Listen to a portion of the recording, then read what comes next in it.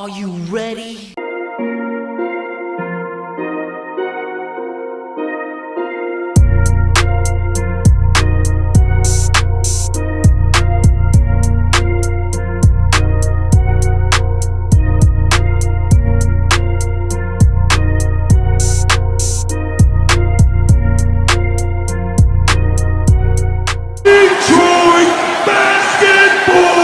Hey peeps, how's it going? Pistons are 4-10. We're not looking so good right now. There's a lot of things that is wrong with this team, and I'm going to try my best to describe to you how I think we can fix it. First and foremost, Saturday, 1 p.m., we will be going live on my channel for Above the Rim with DSA. We are going to have a few of you come on with us. Again, I'm not sure which one of you are coming on because so many of you guys have reached out. So I'm going to try to get you all on there at one point in time. And just because you aren't going to be on it this week does not mean you won't be on next week. There's just so many of you guys who are reaching out who want to be on the show. I'm going to get all of you guys on it at some point sooner rather than later. So just stay patient. You know, I'm going to get everybody on. Don't freak out because you're not on it this week. It's first come, first serve. So there is a little bit of a waiting list, but we will get you on. I promise you that. But on to the Detroit Pistons, man.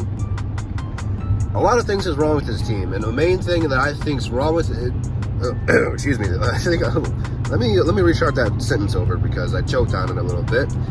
The main thing I think is wrong with this team is a lack of point guard. Derrick Rose had 18 points last night. Now, he was playing against Chicago Bulls. You know, he's kind of like playing for Chicago when he's there. He gets all the love. They cheer for him and all that good stuff.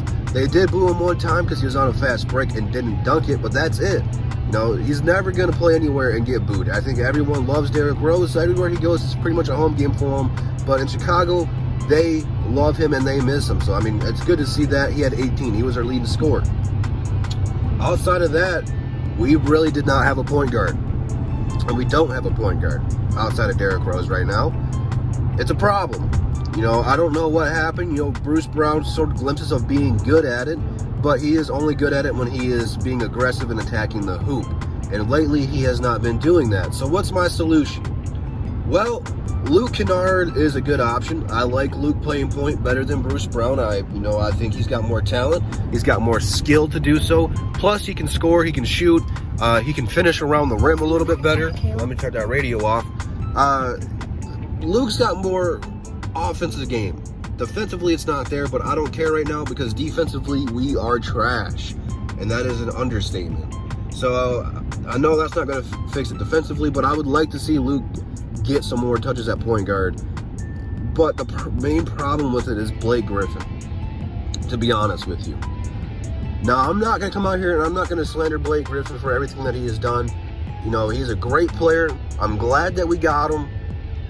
He does have his flaws, but, you know, last year he won me over, man. I'm never going to talk bad about Blake Griffin or say we should openly trade him or not put him in the roster because, I mean, for one, that's idiotic. But what he did in Game 3 and Game 4 of the playoffs last year, playing on one leg with a torn meniscus, I mean, he went out there and he wanted to win, and he wants to win here in Detroit, but he's not 100% healthy. And when he is healthy, or I guess right now when he's not healthy, it's Blake ball, and it kills our offense. And it's sad to say this, but we look better offensively with Blake on the bench. The ball moves around. You don't know who's going to get it. We're not just giving it to one player and getting out of the way. It's a lot more efficient and precise, and it looks a lot better. And that's on coaching because, you know, Dwayne Casey wants to give Blake the ball. Dwayne Casey wants to play Blake ball, and it's not going to win you games. The NBA has changed so much where you can't play iso ball anymore and win. That's why Carmelo Anthony has had such a hard time getting back into the league. You know, he's back, but iso ball doesn't work all the time. It's only certain players like James Harden who can do it, but he does it so often, come playoff time, he's fatigued, and they can't win anything. So it's not an effective way to play basketball. You can't play Blake ball even when he's healthy, not 100% hurt. You know, whatever it may be, you can't do it. You're not going to win doing it. And you can still use Blake Griffin in your offense, moving the ball around. You know, he is a play initiator. You know, like I said, pick and roll needs to be run here. And the 4-5 pick and roll is a tough one to stop. And Blake's a good enough ball handler where he can orchestrate the pick and roll. You get a lot of mismatches doing that. Not a lot of bigs are used to having to defend the pick and roll like that with two bigs. You know, it's something that we haven't seen that much, and it needs to be experimented with. Another solution for point guard, obviously we talked about this a lot, bringing up Jordan Bone. This guy is averaging almost 20 points and 10 assists in the G League. Not saying he's going to do that in the NBA because the NBA has got superior talent, but what do we got to lose at this point? I understand not bringing Sekou up because you want to develop him and all that good stuff, but man, Jordan Bone is what the Pistons need right now. With Reggie being out, Tim Frazier's not doing anything for us. Derrick Rose is the only point guard we actually have. You know, I think if you can bring Luke Kennard into the point guard role, Jordan Bone, that's a nice two-man point guard system there. You won't have to rely on Derrick Rose so much because both Luke and Bone can score. You could give Rose, I don't want to say load management, but you can give him a minute restriction and not use him as much as you're going to. Because if you keep using him this way, and if he's going to keep being your leading scorer, not bad, you know, Derrick Rose can do that, but he won't be healthy towards the end of the season. It's going to be Blake 2.0. You have to do something with the point guard situation, and I don't care if you have to go out there and trade for one. I'm not sure what the trade market is right now. I'm not sure who's available and who's not. It's going to be tough to find a good point guard out there without giving up major assets, but at this point, you have to do something to right the ship. You can't keep coming out here with this team, not adjusting and not, you know, being prepared is a good word for it. You know, last night, the team looked like it didn't want to be out there. You had 4 days off. That is an eternity. That's the similarity to having a bye week in the NFL. 4 days off in basketball is a lot. And that was the best performance you could do. You didn't even score 100 points. You only scored 89. That's a problem to me. It shows to me this team's not focused. It shows a lack of coaching. You had 4 days of practice to know where everyone was going to be, fix your defensive problems, fix your turnover problems, and you didn't do jack. That's a problem to me. I'm not sure if it's all on Dwayne Casey. I'm not going to put the blame 100% on Dwayne Casey because at the end of the day, players have to go out there and they have to try. You know, they have to go out there and they have to perform. And when they don't go out there and they don't show effort, they don't show fight, that's on them. You know, at the end of the day, you have an ego. You got to have pride in your game, whether you want to be here in Detroit or not. You know, Andre Drummond is playing for a contract, whether it's with the Pistons or not. If he's going somewhere else, you know, more power to him, but he's trying to get paid. And this performance of late, I'd say the last 5 games, he's been in nothing but foul trouble, and he hasn't been the same Andre we've seen the first 4 games or so. We need that Andre. You know, he needs to show me that he is this leader and that he is worth this money if the Pistons are going to pay him. And it doesn't mean that just because the Pistons are going to offer him this money that he's going to stay here. I don't know where Andre is going to go. I'm not sure what teams are going to offer him. But right now, teams are not going to offer him the super max unless it's the Knicks. The Knicks, you know, they're questionable with those decision making. You know, they're thirsty for an all-star. You know, Drummond is an all-star, so they might. I don't know. But right now, he is not playing at that level. I don't think he is worth the super max. He is worth $25 million a year. That is what his position is getting paid, and he is worth that. You have to pay him what the market value of his position is. He is a top 3, top 5 center in the league. You have to pay him like one, whether you want to or not. That's what the market is for it. But he hasn't shown that he can stay out of foul trouble. I get being in foul trouble every once in a while when you're being aggressive.